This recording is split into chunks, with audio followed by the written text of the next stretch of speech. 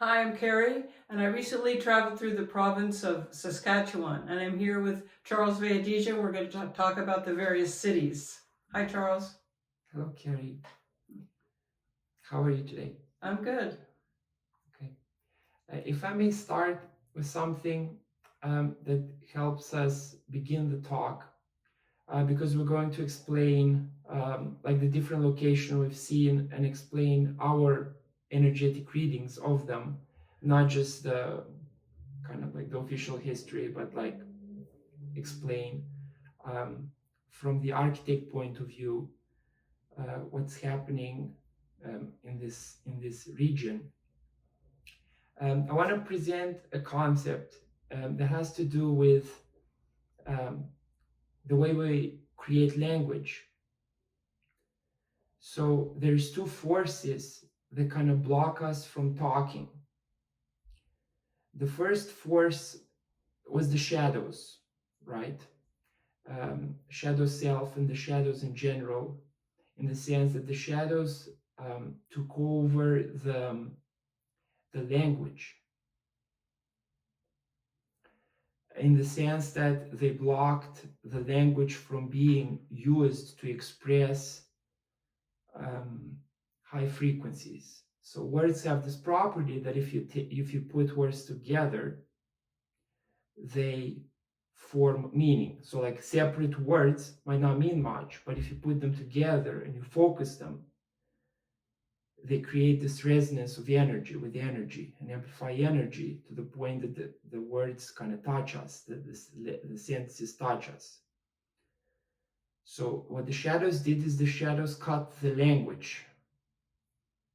So they cut that through behavior and through kind of what we know it's allowed or not allowed, and the way like our parents teach us how to behave as kids, and then what the school teaches us and what the culture teaches us, and then we kind of wake up later in life, but very very suppressed because we have all these shadow blockages. So one thing that the architects did is that we cleared the shadows from the planet in the way that we forced ourselves to formulate sentences that are eternal and they give energy. In this way, deleting the shadows. So the architects are like the only ones who did that for the planet, kind of reinstating the twin soul and reinstating light, which was deleted from the planet. The ability to generate light in the field was deleted from the planet. Thus, the connection to the light mind. But a more fundamental thing than language is actually what do you use, for example, to speak. So kind of scientists explain this concept, right? That there's a thing that pushes air, right? So like this voice box, right? Whatever, let's just call it the voice box, in the sense that this mechanism of pushing air, and then the way kind of like I'm moving my throat and the way the words formulate, and then the way we pronounce the words, and then they're coming out. So imagine the controllers as like the second negative force, the primary, actually, because first we depossessed the shadows, we cleared the shadows, and now we cleared the controllers. So imagine the controllers had control over the voice box. They owned the voice box. Yes.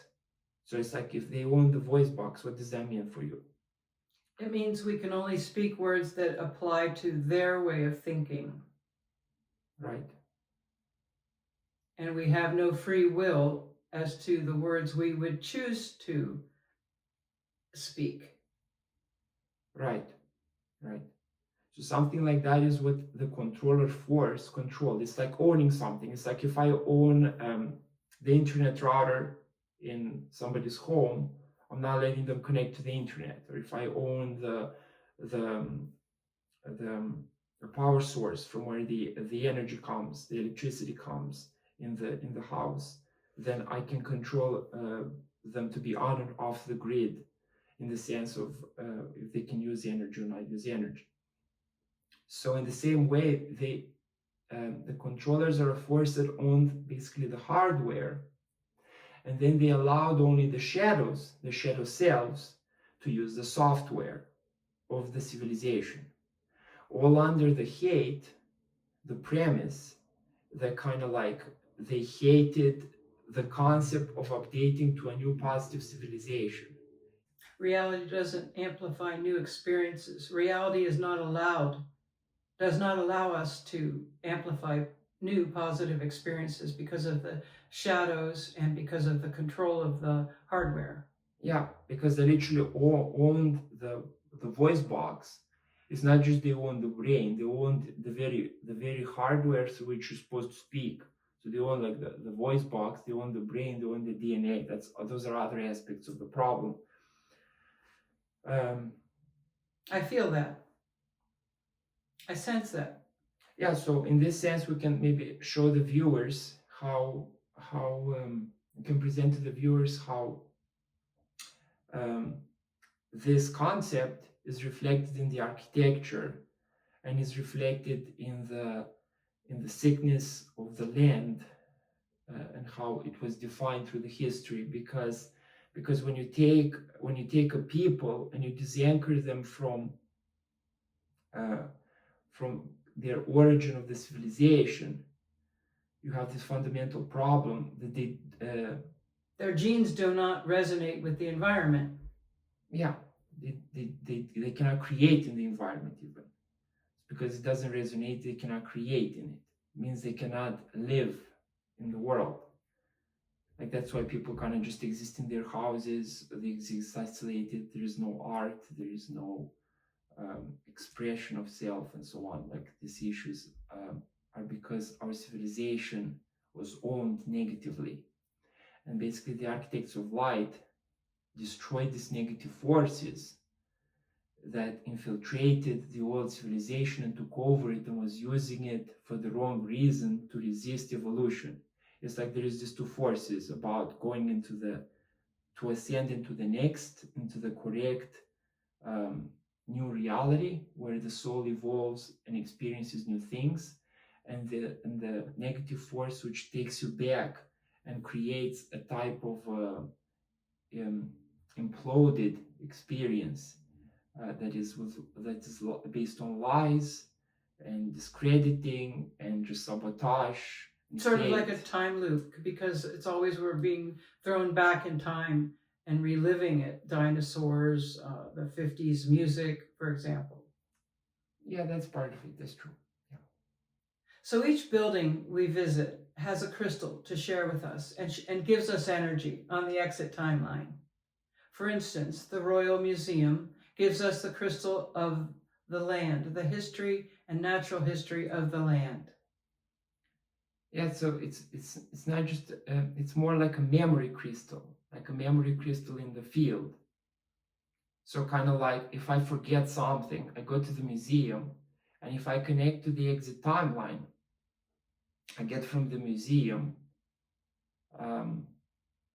this crystal where it doesn't matter if the museum is broken or to what degree it's accurate or inaccurate. The building itself, like even if there was a bad person who set up the museum badly or hid certain things from the museum, that's one aspect of it, but I'm not interested in that. The building itself is trying to whisper through whatever distortions it holds. It whispers to you a memory, and that's a crystal. As you walk through the different sections, you start piecing together that the environment was altered, because the main theme of the museum is it shows you on the first floor, it shows you from the dinosaurs, and then it shows you through these different ages, and then you kind of see into the more modern one. So when the head sees all of these things, and when this head travels, like drives through the province and sees the land, it's almost like it awakens a genetic memory in the head, and your mind remembers and sees like portals of different civilizations. So one myth that you picked up on is Hyperborea. Maybe you can talk about that. Well, the Hyperborea was part of the Arctic Circle and the surrounding continents, but it bleeds into this area as well. Yeah, because they kind of there was a civilization at when the universe was open last time. There was an open civilization, like a living civilization in the Arctic Circle called Hyperborea. And that civilization was kind of at the center of the flat Earth, where that stone, the mega crystal, stands that holds the whole flat Earth map together. And the point being is that different lands, like different pieces of the land, they are connected with portals directly to there. So like Regina as a city, there's a portal to that memory. Meaning that whatever happened in our field from then to now, through whatever levels of negative control it has gone through, whatever levels of like civilizations we've been through, whatever programming, whether good or bad, we've gone through since then, there is still a memory imprinted. And in some level, on some level, they actually came down here and they created whatever buildings or lands or whatever, they altered the land. And they used to have tools to alter. There's this old tools where beings could alter actually buildings into, melt buildings into hills or mountains. Yeah.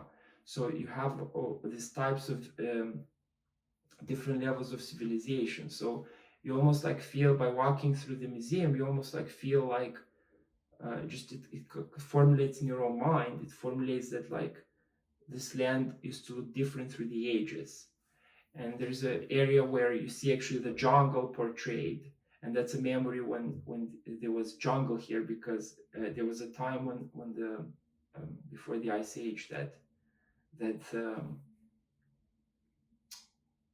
the North Pole wasn't cold, wasn't of ice, it used to be green, because Hyperborea used to live in a green land. That's their myth, like a land up north that's totally green, like a jungle, and productive. So this memory is held in the museum, like the museum kind of whispers it to you as you walk through it, and as you connect with the different environments and different species, you almost like start feeling that. So that's the crystal that's transmitted through the museum. Yeah, so next we went to the Parliament building in Regina, and it sort of held a memory crystal of the civilization, the history of the area. Right, because by going there, you face a lot of the issues between how the city was created, and you make these observations that it doesn't all make sense. Like they say they had marble from all over the place, and they brought marble to the Parliament building, and it looks quite big. And the Parliament building also has tunnels underneath, because it has a couple of floors underground. This is actually known about. And the building doesn't suit the development of the area. They even admitted that even the tour guide, remember what the tour guide said? There was very few people here at the time. In fact, he attributed it to the coming of the railroad at some point. Yes, and he also said that they built it in something like 2 years. That's right. And he said, as a result of that, what did he say? I don't recall what you mean.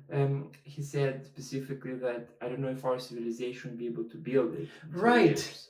He made it very clear that, without even knowing what he was saying, that there was no way we could have built that building in 2 years. Yeah, so it's by going to this building, it's almost like you're getting this memory crystal that somebody else built this building. Yes. It's part of an older civilization. It's not part of the current civilization. the parliament is built around the lake, and the lake is kind of, they say it's man-made, but they say that the whole area has bison bones. I don't really know if it's bison bones, right? Because when you look at the catacombs and you look at how many cities had so many bones, found dead bones, a lot of dead bones, you wouldn't know if they're bison bones or human bones or giant bones or whatever. So you have the whole area of Regina called whatever, the land of Field bones. of Bones or Yeah, something. like that, due to this anomaly. So the building almost like transmits to you the heaviness. Remember how heavy you felt? Very afterwards? heavy. So that's kind of like the brainwashing, because it's like you're experiencing when this fact happens on a timeline, but you're told multiple levels of lies. The brain is like experiencing a type of shutdown and turbulent sort of time travel, implosion of multiple data from multiple timelines. And the energy is sucked out of you, really. Yes, but the good thing about the building is that it gives you the memory of a different time. Yes, and I'll just add this, Charles, is that they had a bridge, a very ornate bridge over the lake. And yet in the pictures below, they showed an entirely different bridge. And not only that, but it means that there was water there before. The controller's imprint on our civilization, kind of draining lying about the buildings and stealing them on their timeline, to kind of make the soul be born in this world where you don't feel you're part of the buildings. Right, and you're afraid of the buildings and so on. So therefore you're disconnected from the civilization. Right, it looks like they have all the power and you have none. Yeah. And you don't feel connected, as you say. Yes. And every person should be connected to the buildings of the land, because the buildings are for the people and the people are for the buildings. They are intertwined. Mm-hmm. That's how you connect to the civilization. If you don't feel you can enter in a building, then you are disconnected from its use, and you cannot use that technology to amplify your life. Next, we went to the Saskatchewan Hotel, where you access the civilization structure, sort of like a memory crystal. Yeah, so because this hotel in Regina is like one of the main old hotels here.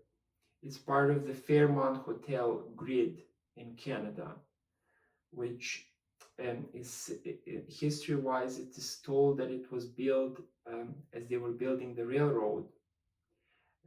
They were setting up the cities as they were building the railroads, and then as they were doing that, all of a sudden they were saying that they were building these giant Fairmont hotels in all of the cities, partially because they were finding these beautiful vistas and so on, and for people to travel on the railroads and for kind of civilization to be set up.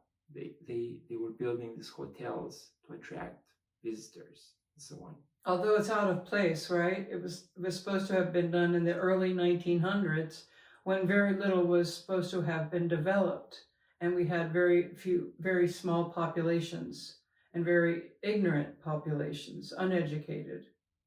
Yes, because a lot of the hotels, when you read the Fairmont Hotel history throughout Canada, it doesn't really make sense. A lot of it doesn't make sense. But what's really nice about the building itself is like what crystal it holds. So the crystal it holds is you connect with. So it's like if you think about the railroad being like the spine of the country, it's like in this hotel grid, you are connecting to see the infrastructure of whole Canada. So that gives you access to kind of like either search different provinces, or search places you like, or find places you like, or to travel there. so you get access to the whole grid of Canada. Because again, I repeat, like the story of the railroad is that it runs from west to east, so from east to west, and that it has every important city, they built a Fairmont in it. Then we saw the Union Station, which is an old railroad station, and it now has a restaurant, and they redid the center, and they have a casino there. But the predominant feeling was of the sacred geometry on the ceilings, the octagons. So it's like the center of creation, at least for Canada, speaking for Canada. And anyway, there was a big discrepancy in the different cultural sense of beauty. Okay. Yeah, so that continues the story of the railroad, because we saw the train station. And it shows you the architecture of the old train stations, which, like you were saying, has octagons, giant octagons in different colors and so on. And it looks like a mechanism, which from all of that technology, we anchored the core of creation and so on. So yes. The next location we went to was Lake Manitou, and there was a health spa there, as well as a restaurant, and originally in a very large swimming capacity building. It happened as a result of the processing pyramid not being able to ascend, and it created parallel, imploded from the pain of the charge. It created a parallel timeline where it actually built in the Saskatchewan province, it built a set of various buildings back in time where different communities kind of arose. So the Little Manitou Lake is not on the original Tartarian timeline, like as kind of like as the, let's say, the Parliament building in Regina, or as certain buildings in Saskatoon, right? It's not on the same timeline. In a way, it's like on the present human timeline, but with the charge of the pain of the controllers draining the people. It's like the people reincarnated into this into certain communities around the province, where they just lived their lives, built some buildings, or whatever, found buildings, whatever, besides the point. But they were on a second timeline of kind of processing the failure of not being able to ascend. So however, there is, like you were saying, there is a type of mineral spring or a salt lake there, where it's one of the saltiest lakes in Canada, and the community there nurtured the lake into the swimming pool. They are pumping the water from the lake into the swimming pool and heating it up to kind of like have this like nice vacation experience where you can soak in the waters, in warm waters, and like for healing purposes. So it's pumping a type of a reservoir of their of this civilization, of this community not being able to ascend, their pain. And this is reflected in the museum that we saw, and in the dance land. We saw two other main buildings. We saw the dance land and the museum, right? Right, the dance land was another place we visited, and it was a spectacular presentation of how people once upon a time enjoyed themselves, and they had the luxury of having soft floors to dance upon. They had 3 layers, horsehair being in the middle, and then 2 of natural wood on either side. Right. Had a cushion effect. So it was very nurturing for that reason, and on other levels, like they had enough space for a stage and for the musicians and a restaurant, and it just had a family feeling or community feeling, I thought. Yeah. True. Next, we went to Saskatoon and saw the Hotel Bessborough, which looks like a French castle, and it's right on the river and has a very old feeling, and the chandeliers and the ballrooms, it's just huge with beautiful spires. That's why I say it looks like a castle. It made of great stonework. And what would you like to say about that? So for me, the memory crystal in the Bessborough Hotel, Saskatoon, is that it shows there are certain places on the timeline which were used as places from where the powers that are ruling the timeline, they use them to encode from. So the hotel itself shows you when you are in it. When I was in it, it shows me how the timeline was manipulated and altered, and there is a connection with it to Toronto, to the corridor in Ontario, because it sits on the Spadina Street, which is like the same street that runs through Toronto. It's one of the main streets in Toronto. So this hotel, besides being Tartarian and having all these, different issues with how it was built, or like construction pictures and so on, there is I need to get the memory of how the controllers altered and attacked the exit timeline specifically. So the controllers, knowing that their lifespan was limited and that they could not live forever or do whatever they wanted, they just been doing a lot of harm to attack the exit timeline. And everything that that they did throughout Canada and the States was encoded in that hotel. So it's an archive of sorts, like the memory crystal of how. So basically, you get, if you sleep there at night, if you experience the hotel, you basically get the code of how you've been attacked your whole life. In other words, sounds very difficult to experience. To remember all the ways you were attacked in your life in one hotel.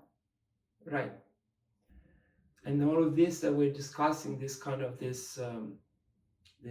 negative code in the field, is reflected in the gallery of Saskatoon, where you see how badly the art is dumbed down. Yeah, it's displayed. I mean, the art that's displayed is very negative. It's depressing. It's dark.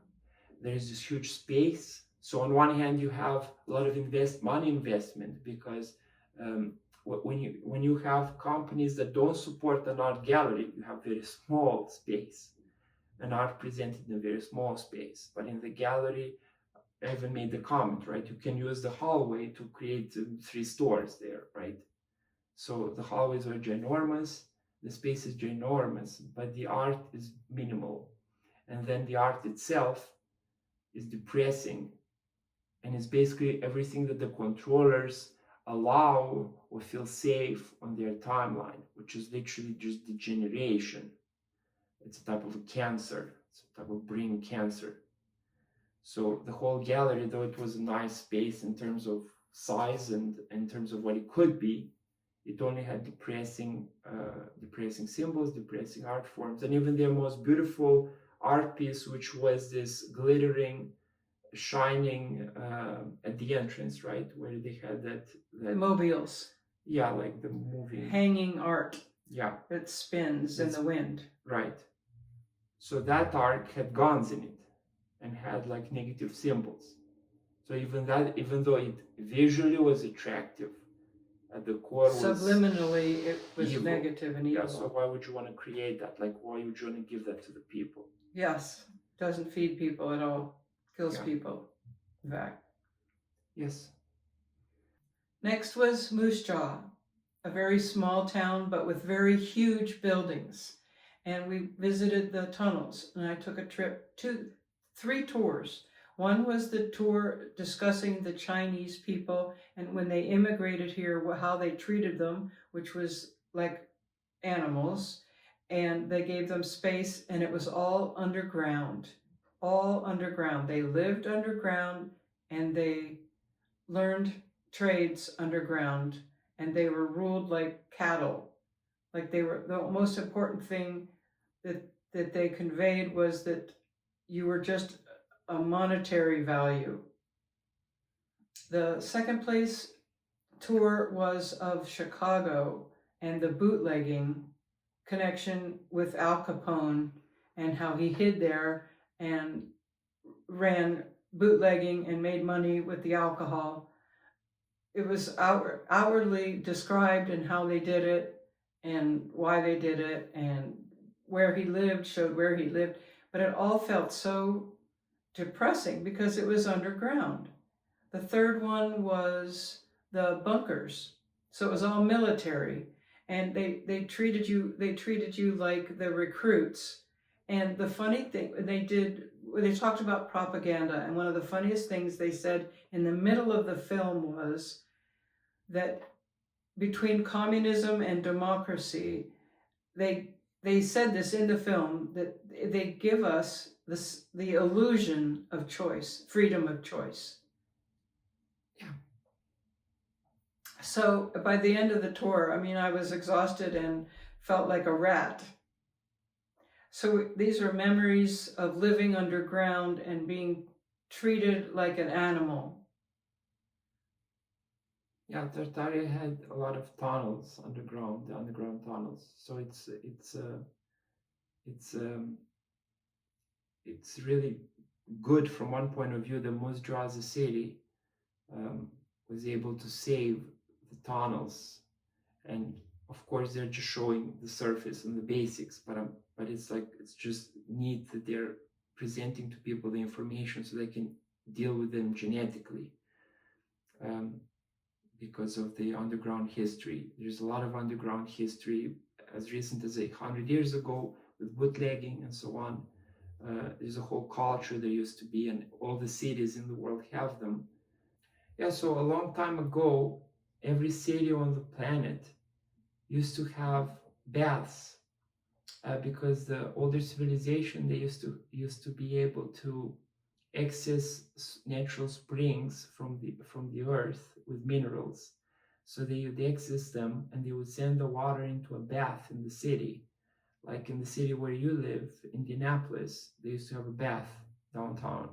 So this was part of like naturally healing the body and anchoring the body into the grid of the earth, into the living matrix. So, yes, very healing, very energizing. In the end, I mean, your body feels better and you don't need medicine. And so Moose Jaw as a whole, it's almost like it was saved to teach us about the old civilization, like the Family of Light saved it.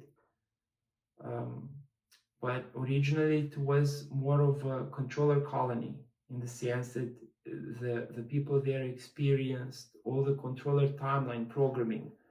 In Moose Jaw, there is 2 main museums.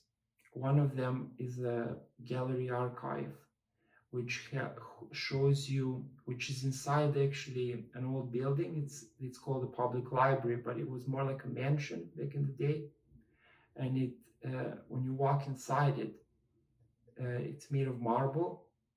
So what are the chances that you would have a small town make an expensive library back in the day, 100 years ago, with marble? It's basically impossible. Like when you get there, you can tell.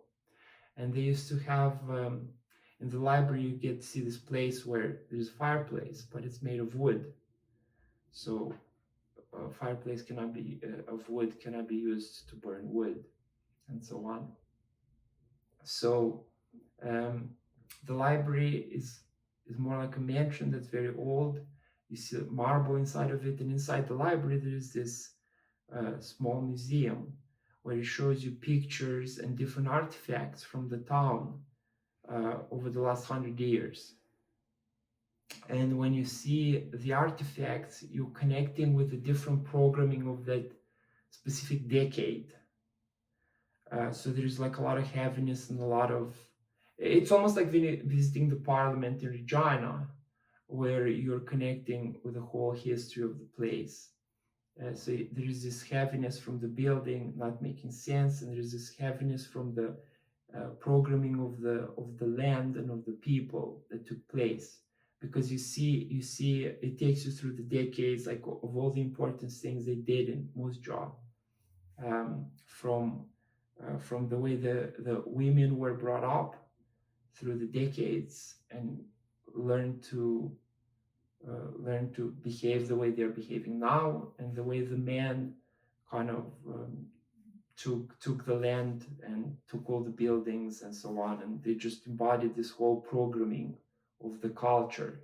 So it was, in a way, it was like an initiation place. There was a similar place in Muskoka in Ontario. There was an initiation place. So it used to be more of a controller core initiation place, where kind of like you go there or you're born there. There were also orphan houses, like a lot of the people were orphans actually, because it's almost like they would be sent there and they would train. There's a nice train station there in Moose Jaw, and the train station has Tartarian symbols. One interesting thing is that there were two museums, one in Saskatoon and one in Moose Jaw, both called the Western Development Museum. And the second one in Moose Jaw actually was more about transportation and all the different ways we use transportation. So the one in Saskatoon was like a small town. It had like a telegraph office, the bank, the courthouse, the bar, and it had all this intricate mechanisms that they used, like a fire engine, and it was like incredibly advanced. Or they had the telegraph wires, and there were so many holes and wires, and on and on and on. So it was more like the development of civilization, whereas the one in Moose Jaw was predominantly boats, planes, trains, cars. And it was quite intriguing and fascinating, because they showed all kinds of cars you don't see today anymore at all. So they were unique. It was just fascinating how many different types of mechanisms we had in our civilization. Yeah, they were very complex. So that was my trip to Saskatchewan, and thank you, Charles, for your input, your great input. So I hope you enjoyed our talk.